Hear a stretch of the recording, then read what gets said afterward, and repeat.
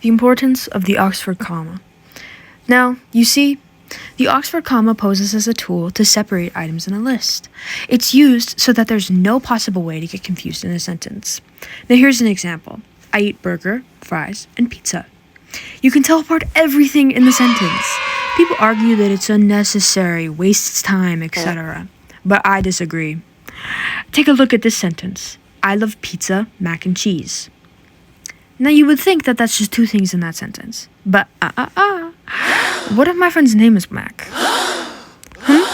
What'll happen then? And yes, I understand the unusual circumstance of putting my imaginary friend's name next to other foods in a list. But it is completely plausible. My whole point is that it isolates the last two things in the sentence when you do not use the Oxford comma.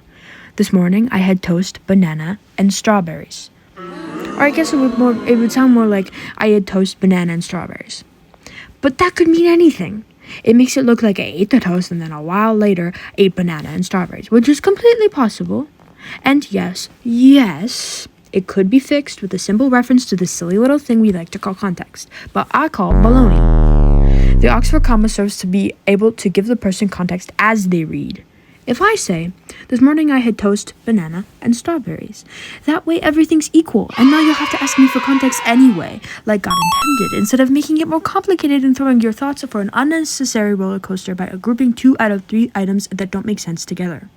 Now if I say, I love pizza, mac, and cheese, there's no doubt that mac is separate from cheese. This allows for all the macs in the world to live freely without having to be bothered with being grouped with cheese, because it's actually true that all Macs are required to have Oxford comma hater friends that happen to love their friend Mac and the edible distant cousin of a cow. And if the world only consists of Oxford comma enthusiasts, then there's no more reason for the Macs to be constantly on edge whenever they hear their friends call their name in a 3-item list. Does the Mac in mac and cheese mean him, or the artery clogging meal?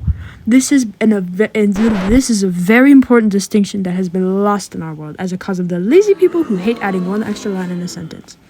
Thank you for listening to my TED Talk, and you better listen, if only for Mac's sake. He's been having an identity crisis, for crying out loud. Finn. This is completely satire, I swear.